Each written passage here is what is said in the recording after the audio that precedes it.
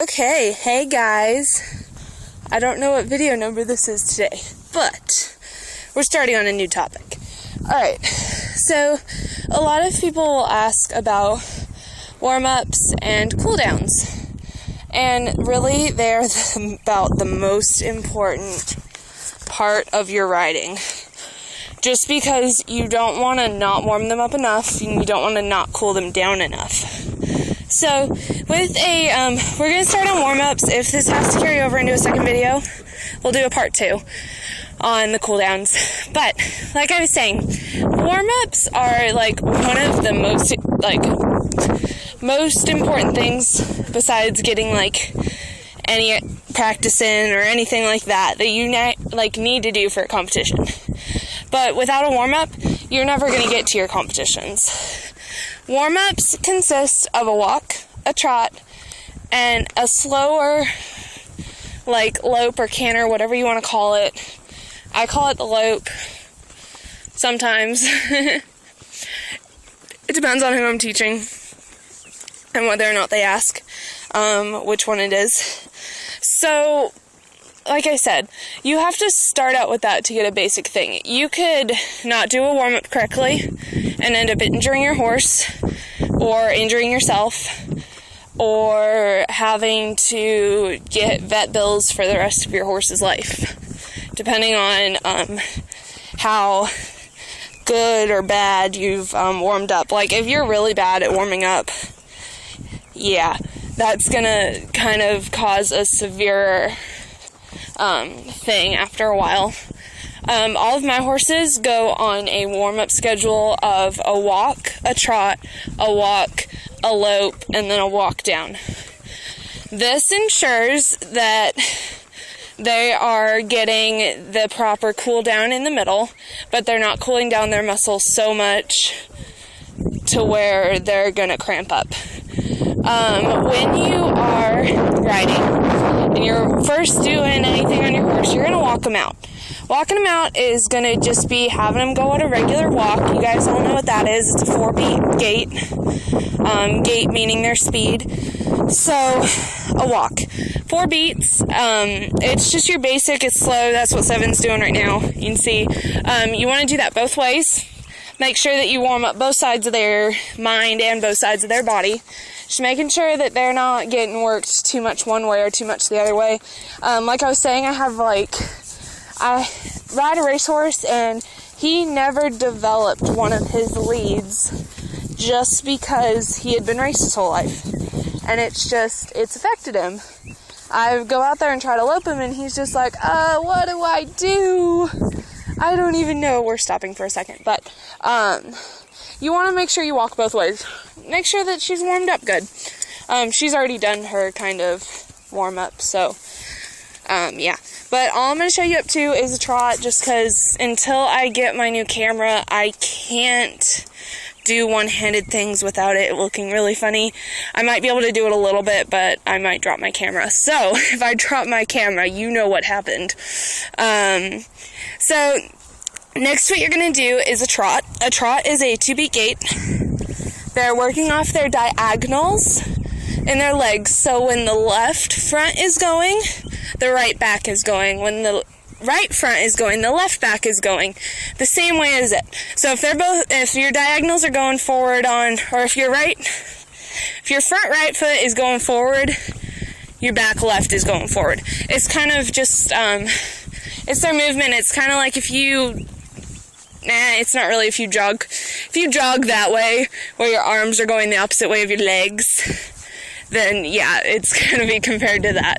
And that's how I show my kids how to do it, is that's what the beat is. Once I get kind of a tripod, I can show you guys with all the different, we used to take the horse leggings and put them on the separate legs to make them, to make the look good. But, so yeah, a trot is that. And then a lope is a 3-beat gait. And you're all thinking, if you've never been in a lope before and you're just hearing this now, what the heck is a 3-beat gait? Oh my goodness, this is all brand new. Alright, so what a 3-beat gait is. Your gait when you're doing this is your diagonals are moving I think. Hold on. I have to think about it.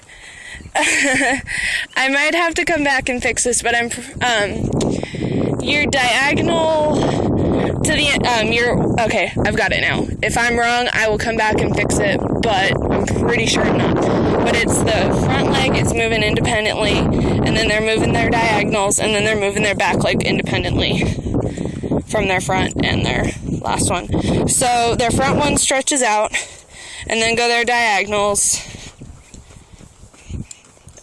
It's not sounding right. I'm pretty sure it's diagonals, independent.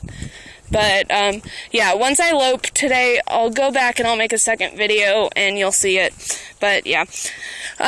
You guys all know what it is if you have done it before. But, more importantly, like I was saying, we do a walk, trot, walk, lope, walk. The walking in between allows for them to rest without becoming completely cold. So when you, it's like starting up a car after a while.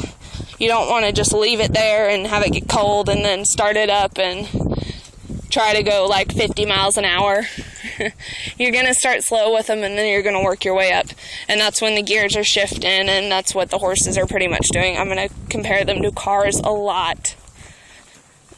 Yeah, it's just, it's one of my analogies, and I have a ton of analogies, and you'll hear them all. But, yeah, it's kind of like going in between, stoplights. You're stopping, and then you're going slow, and then you're stopping, and then you're going slow, and then getting up to your faster speeds. You don't want to just go out and punch it. So, yeah, that's pretty much it on warm-up. And also warm-up, like I said, both directions, you want to make sure you work them both ways. And, yeah. I'm not going to do this right now because I'm talking to you guys. But, you'll see me eventually do it. I've got, like I said, I got a new camera. And I won't have to use my hands when I'm doing it, so I'm going to have a little bit more control on her.